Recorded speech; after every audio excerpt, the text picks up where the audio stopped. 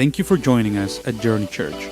Our hope is that these messages challenge your soul, equip your spirit, and give you a hope for your future. Now, here is Pastor John Richards. First, I want to say thank you to Pastor Vince for allowing me to stand here and preach what God's put on my heart today. It's big shoes to fill. He's an amazing pastor, an amazing man of God. And to have the honor to stand here is a true blessing. So saying thank you, Pastor Vince, for letting me stand here. I really appreciate you. Today is the last Sunday we'll be together in 2018. In just a couple days, we'll be celebrating New Year's Eve. Who celebrates New Year's? Everybody does. It's the one time of the year everybody gets excited together. We're all together excited about something.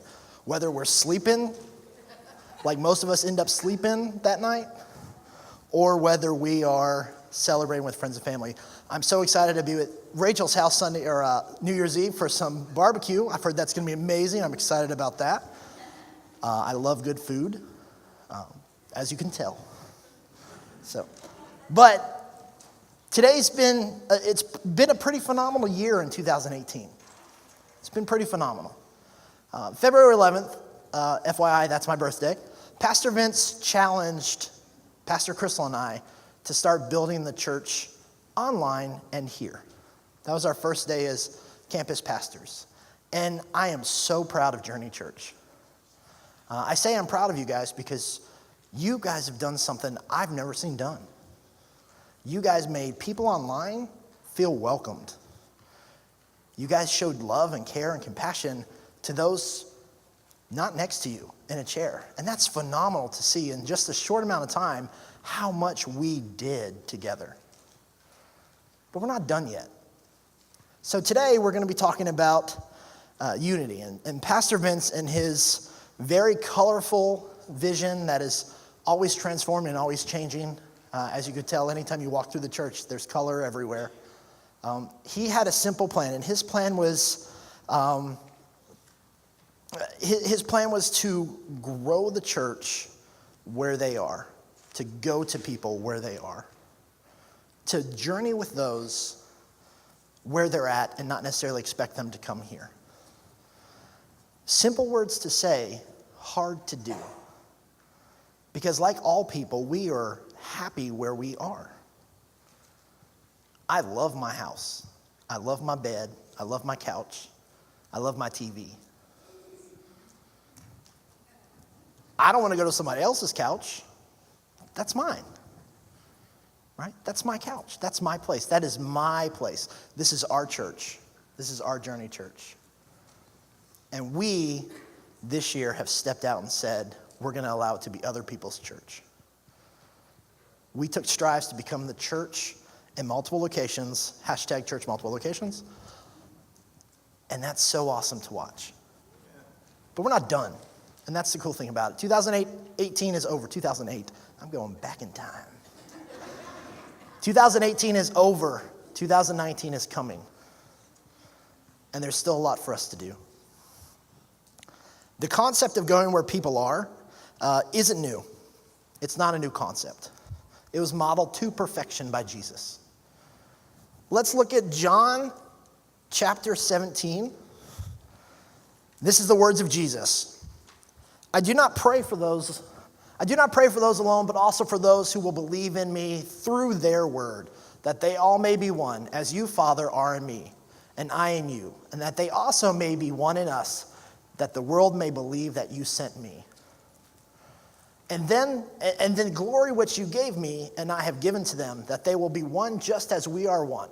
I in them, and you in me, that they may be made perfect in one, and that the world may know that you have sent me and have loved them as you have loved me. There's a key word that's talking about over and over again. One. Jesus didn't challenge us to be a church on Millbrook Drive or a church online. He challenged us to be the church.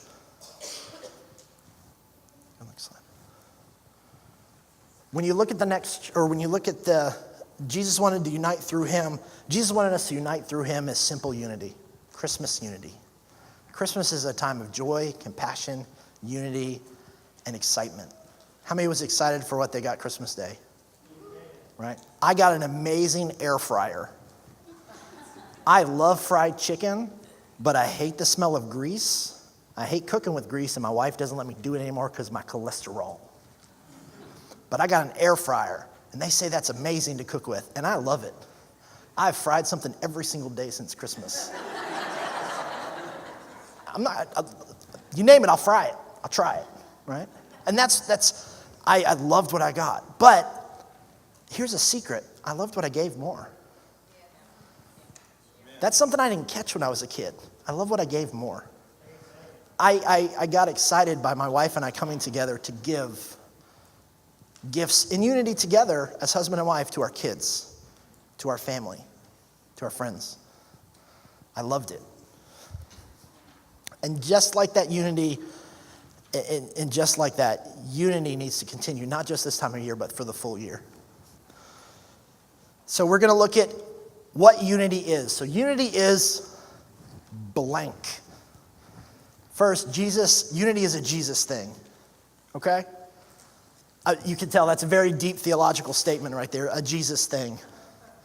I tried really hard not to write Jesus thing, but I stuck with thing as proper English because I did not want to get yelled at by Carrie.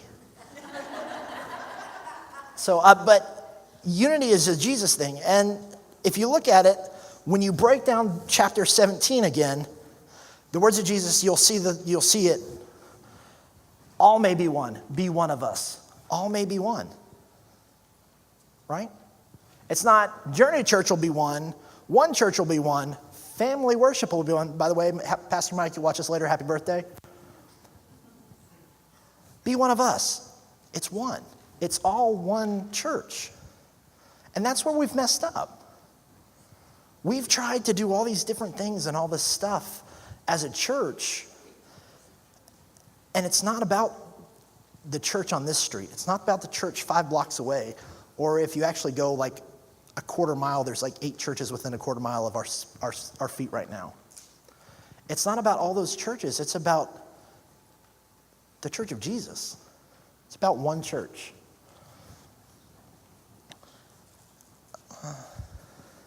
To be united in God, we have to be united together. To be completely united in God, we have to be united together. We can't expect to be Journey Church of Hopkinsville and not get along with Journey Church of Paducah. By the way, there's a Journey Church of Paducah. I didn't realize that until I was in Paducah. We can't be Journey Church of Hopkinsville and not get along with Henderson Memorial or First Baptist or Second Baptist or Hillcrest or New Work. Insert church name here. We can't be the church if we're going to cause enemies with other churches. And that's a hard thing to think about because we have our stuff, right? We have our things we like to do. We have the way we like to decorate. We have the way we have our carpeting. We have the way we change things. We do the way we dress, everything. We have our stuff.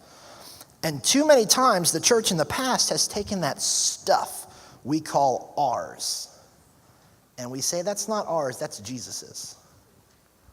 We take that stuff and say, Jesus wanted it this way. That wasn't Jesus, that was us. That was putting our stuff, the stuff we add to church, in Jesus. If you read the New Testament, that's not there. That's phenomenal. So that's it. Jesus wants us to be united in his story. Zero. That's it. That's it. Game over. Right? How easy is that to say? It's a lot easier to say because Jesus was perfect. We understand that. But it's a lot harder to do. So Paul was amazing at that, right? Paul realized that being united is hard. Paul realized being united as a church is incredibly hard. Can you go forward? So, unity is hard. It's really hard. Okay? So let's think about that real quick. Paul wrote in Colossians 3:13 and 14, bearing with one another and forgiving one another, if anyone has a complaint against another, even as Christ forgave you, so you will also must do. Above all, these things put on love, which is the bond of perfection. There is not a better verse in the entire New Testament I've ever read that outlines an American Christmas than this verse right here. Bearing with one another, forgiving one another, complaint against another, forgiving another. That's the entire plot of National Lampoon's Christmas Vacation. Okay? Bearing, forgiving, complaint, forgive. That's Christmas right there. In fact, that's 1 hour of my life on Christmas Eve. Right? You got to bear with people you don't like, sometimes. You got to forgive those.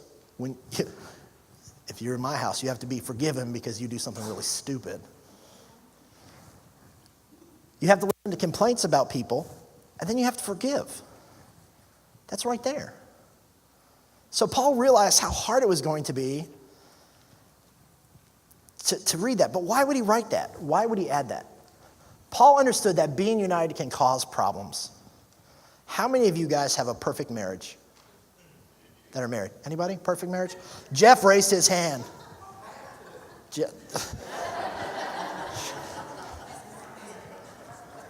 You notice he was the one who only raised his hand in that marriage. It works out.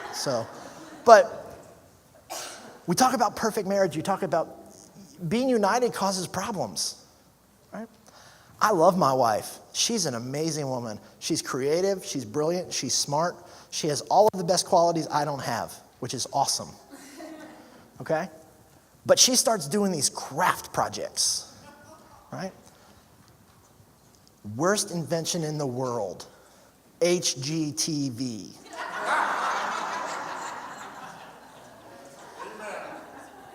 Worst invention in the world. Second is Hallmark Channel. But, okay? HGTV, my wife, who's very crafty and can do anything she wants with her hands, sees something and says, I can do that. In fact, you can do that. And I go, no, I can't. Because I can't. Right? I work on computers. I love a computer. I can sit at a computer and do some amazing things with that. If you give me a hammer and a nail and a board, there's no way it's going to come out straight. You don't believe me? You can see shelves in my house. They're like this. Right? But she has all these amazing things she does, these amazing things to do that I can't do. And it floors me to think that, it floors me to see her do those things because I'm like, I can't do that. Come on. Our first year of marriage, we decided we needed more space in our house.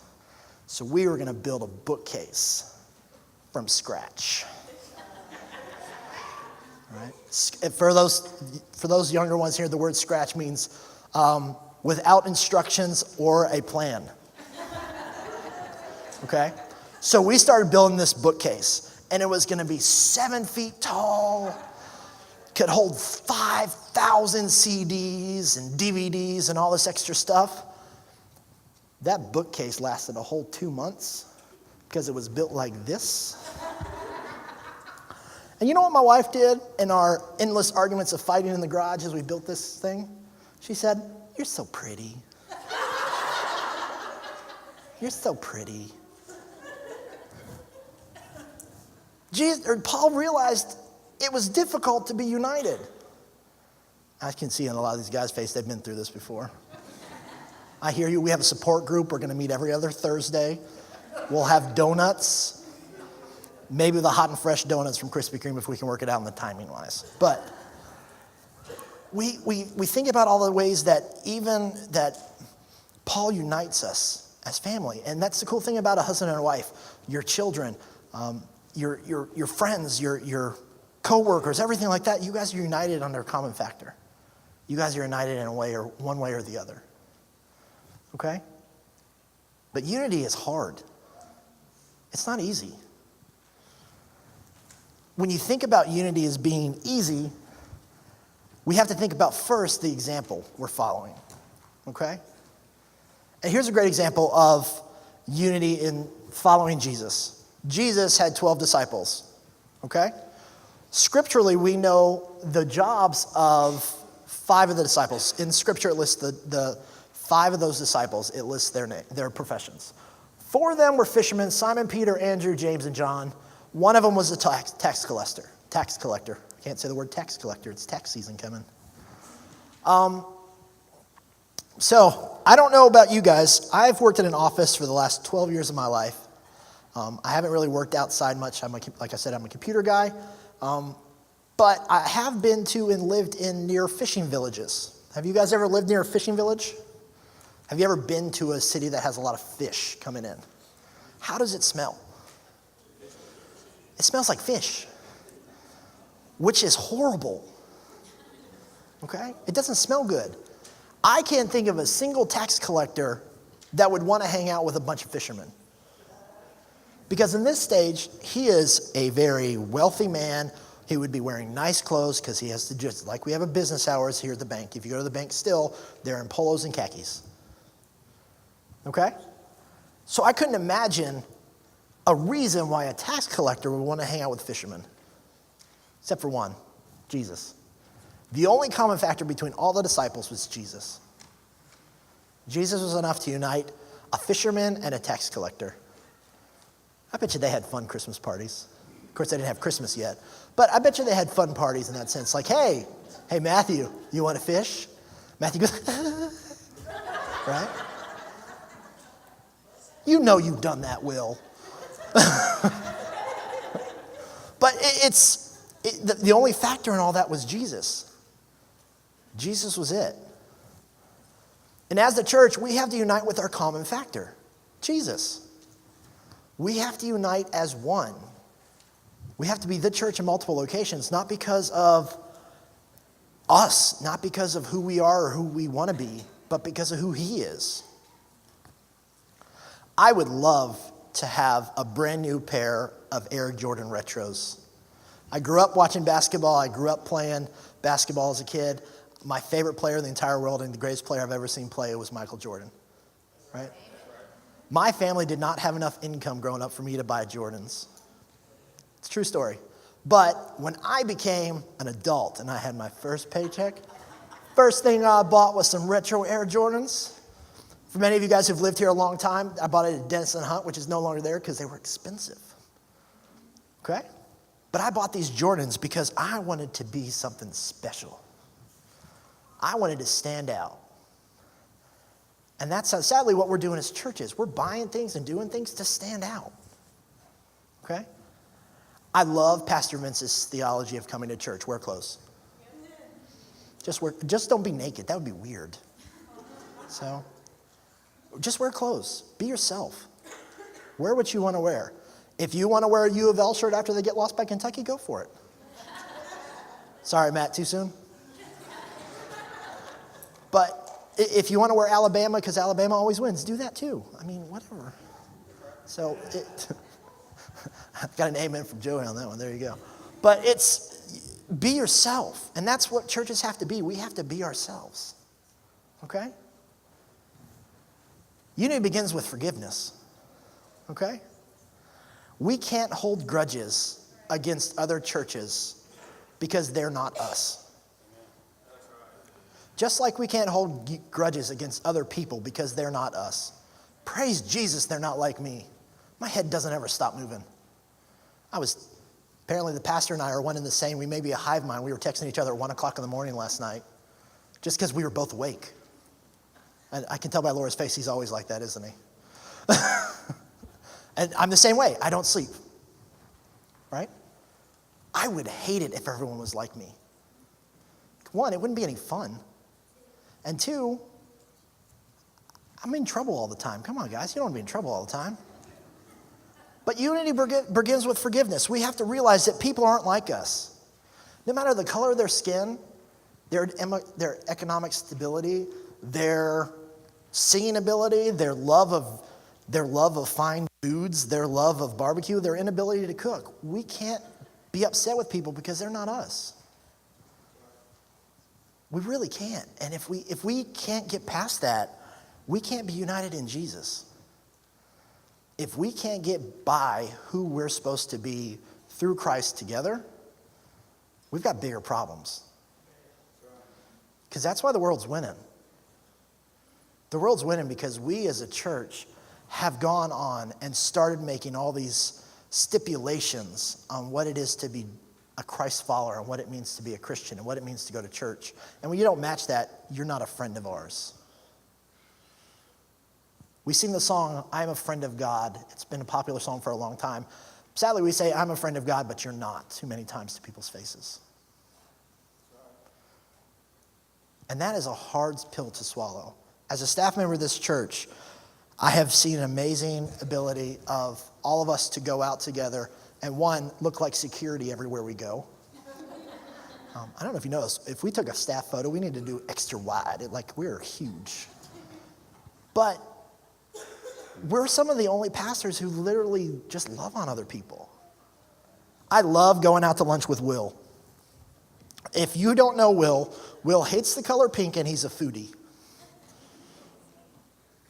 But when you go to lunch with Will, this is awesome. This is amazing. His favorite word, this is awesome. Actually, favorite phrase is this is awesome. But he unites people. He brings people together. When you sit at Will's table, man, he connects with you. If you don't connect with Will, you're either sleeping or you're not living. Especially over food. But his ability to go up to someone and to unite with them, no matter who they are, is phenomenal. Pastor Vince is the same way. His ability to unite with people, he buys something weird off of Facebook Marketplace, is phenomenal. He could buy a hot dog thing and have a 25-minute conversation with a woman and then talks about Jesus at the end. Not because of who he is or because he's a pastor, but just because he loves people. My biggest thing about this church isn't how cool decorated we are or how trendy we are or how hipster we are because I'm wearing Chuck Taylors on stage. It is literally our ability to just love on people.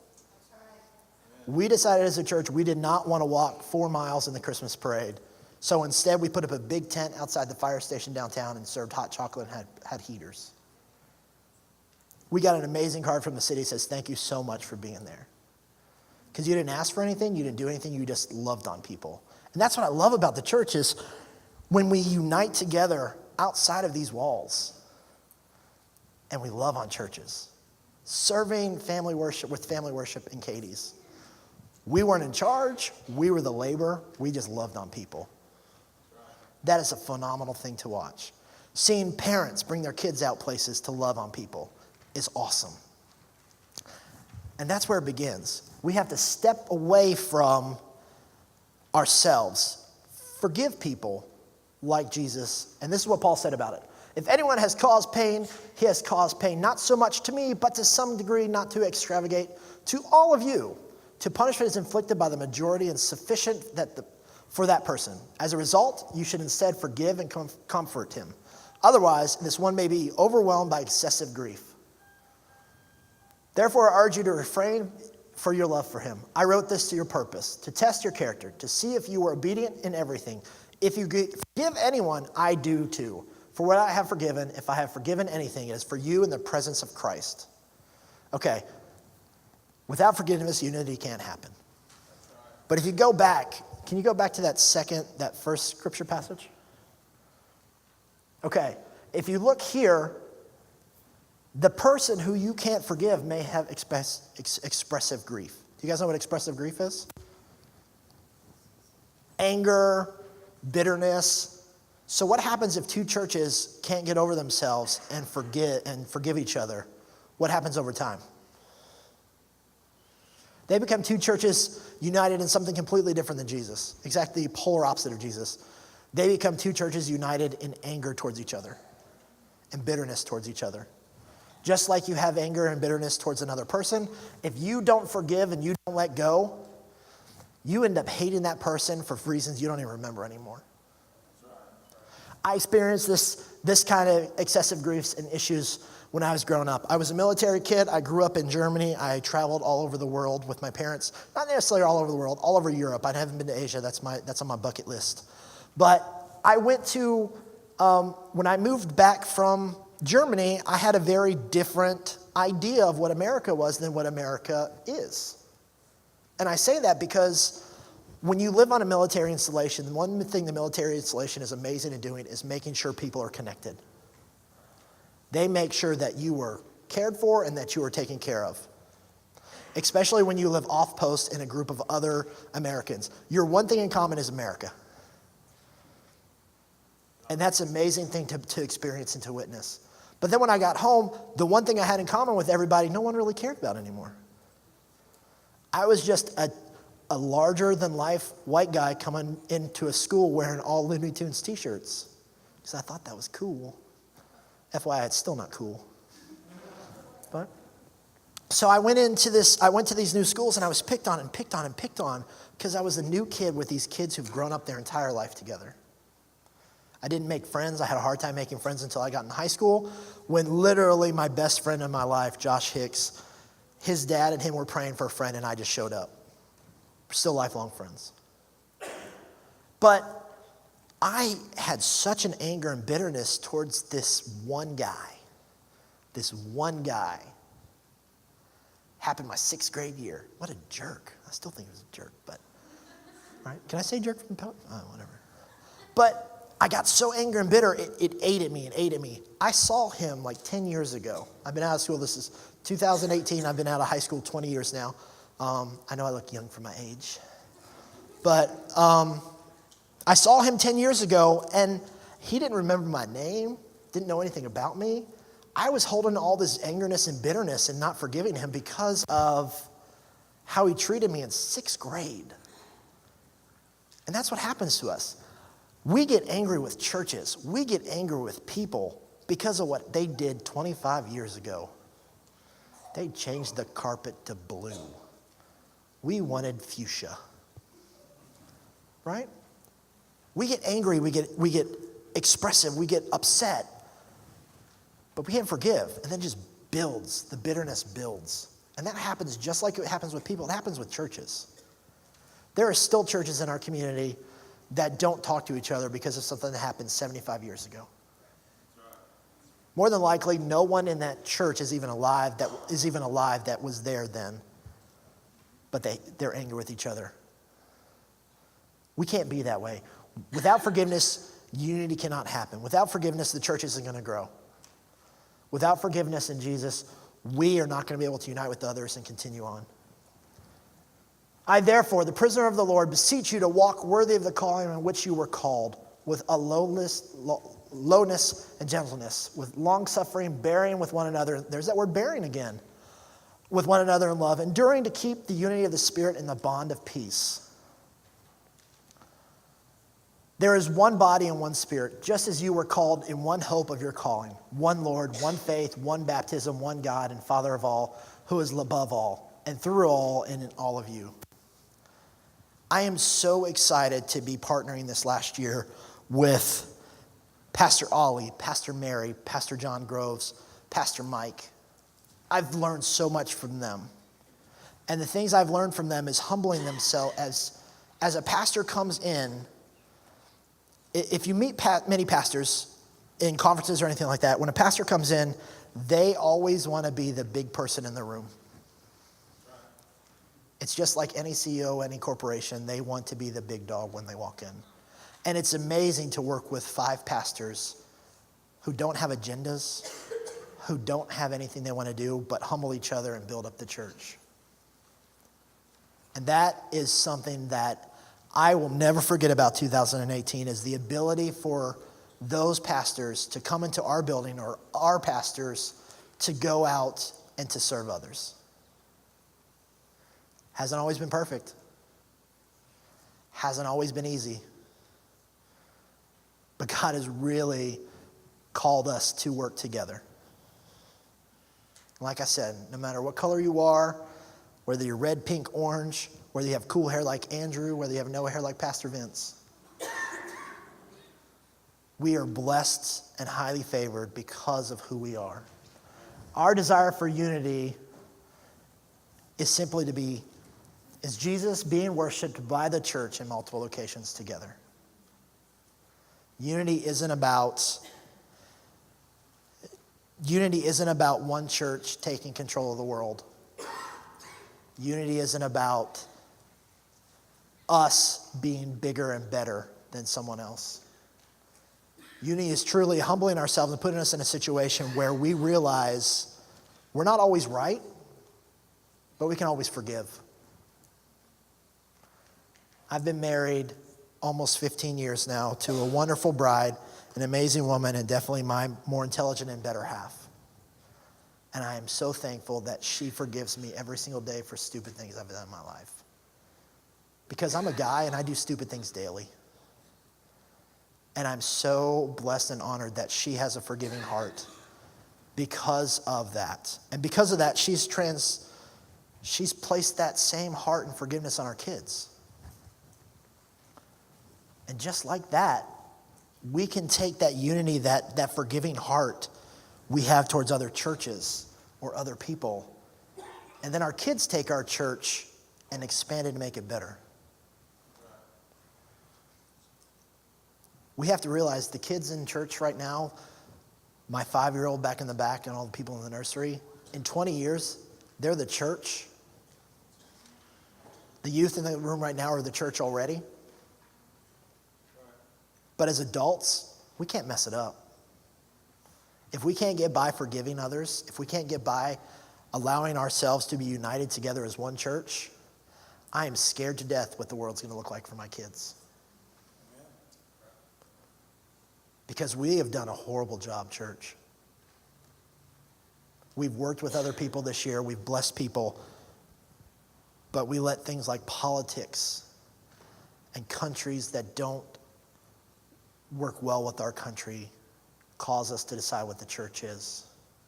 We take songs off the radio because it has a lyric that people don't like. We make things about everything else but Jesus. If we could simply look at our president and look at Congress and the Senate and say, you know, I don't care what you do. I don't care who you are. Just give me Jesus. The world would be a completely different place. And the issue is so many times we as churches can't unify ourselves together and say, I'm going to follow Jesus. I'm going to wear what I wear and follow Jesus because that's my guiding star. You can wear your amazing Armani suit and follow Jesus, and we are right next to each other. Jesus is the only way. It's not about us. It's not about them. It's about the church. Truly, it's about the church. Let's pray. Thank you for being with us online. Our desire is to journey with you however you want to connect with us. We look forward to doing life with you. Now, let's go this week and be the church in our community as we focus on loving God and loving others. See you next week.